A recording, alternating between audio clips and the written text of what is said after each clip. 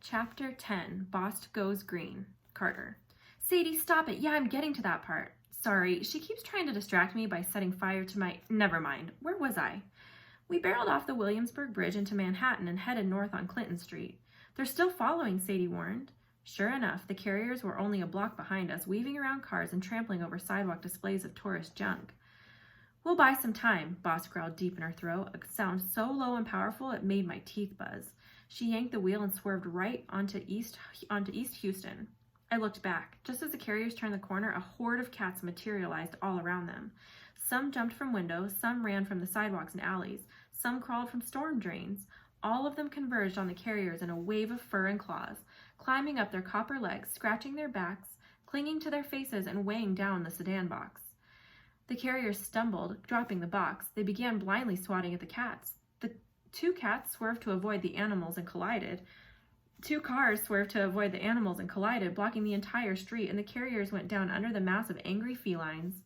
We turned onto FDR Drive, and the scene disappeared from view. Nice, I admitted. It won't hold them long, Bost said. Now, Central Park. Bost ditched the Lexus at the Metropolitan Museum of Art.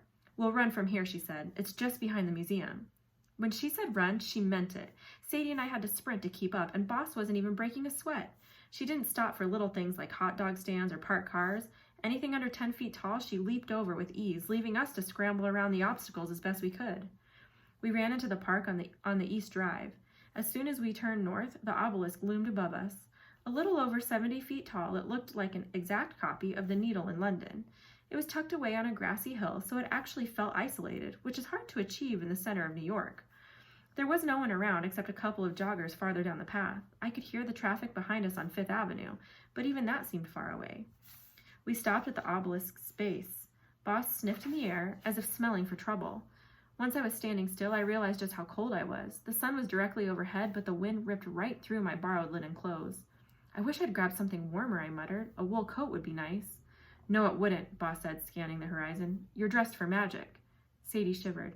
We have to freeze to be magical? Magicians avoid animal products, Bost said absently. Fur, leather, wool, any of that, the residual life aura can interfere with spells. My boots seem all right, Sadie noted. Leather, Bost said with distaste. You may have a higher tolerance, so a bit of leather wouldn't bother your magic. I don't know. But linen clothing is always best, or cotton, plant material. At any rate, Sadie, I think we're clear for the moment. There's a window of auspicious time starting right now at 11:30, but it won't last long. Get started. Sadie blinked. Me? Why me? You're the goddess. I'm not good at portals, Bost said. Cats are protectors. Just control your emotions. Panic or fear will kill a spell. We have to get out of here before Set summons the other gods to his cause.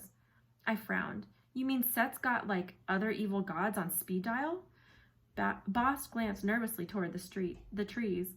Evil and good may not be the best way to think of it, Carter.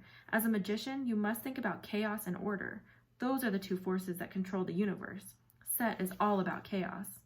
But what about the other gods Dad released, I persisted. Aren't they good guys? Isis, Osiris, Horus, Nephthys? Where are they?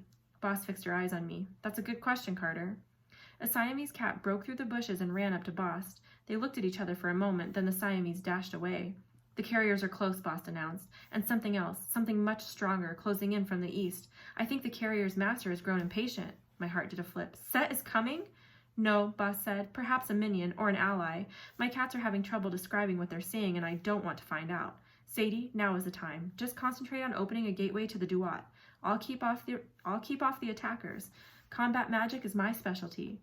Like what you did in the mansion, I asked. Bost showed her pointed teeth. No, that was just combat. The woods rustled and the carriers emerged. Their sedan chair's shroud had been shredded by cat claws.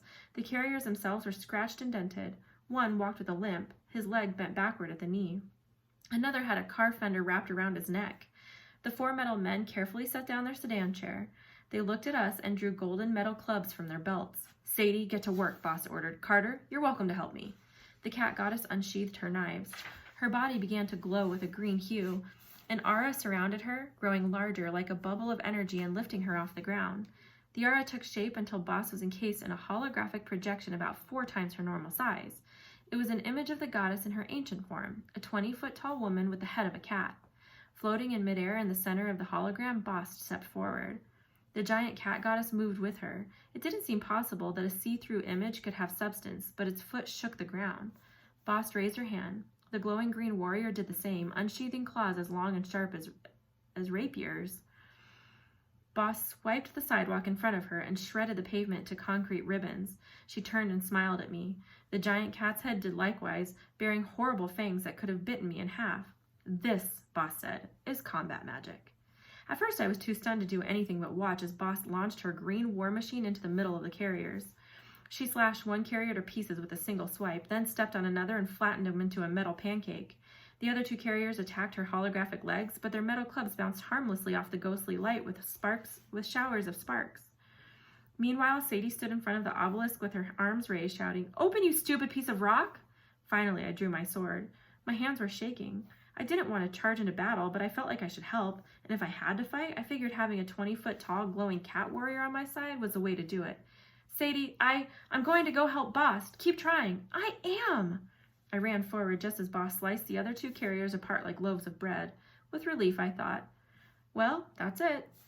Then all four carriers began to reform. The flat one peeled himself off the pavement. The sliced one's pieces clicked together like magnets, and the carriers stood up good as new.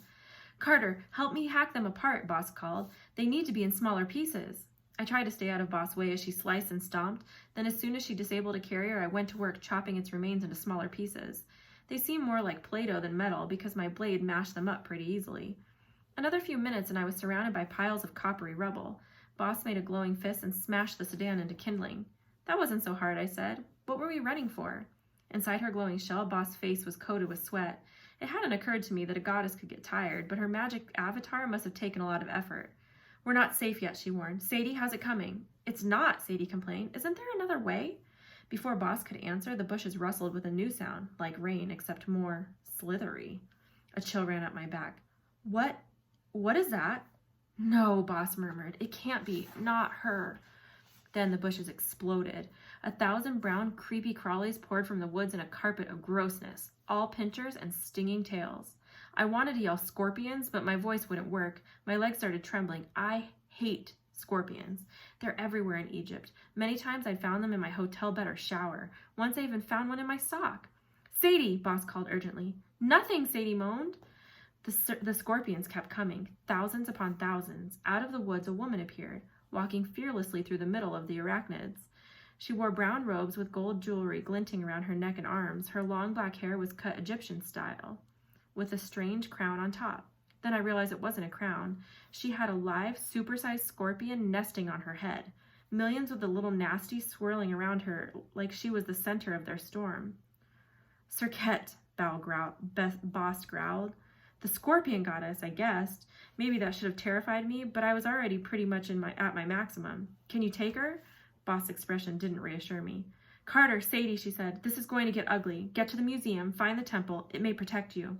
"What temple?" I asked. "And what about you?" Sadie added. "I'll be fine. I'll catch up." But when Boss looked at me, I could tell she wasn't sure. She was just buying us time. "Go," she ordered. She turned her giant green cat warrior to face the massive scorpions. Embarrassing truth?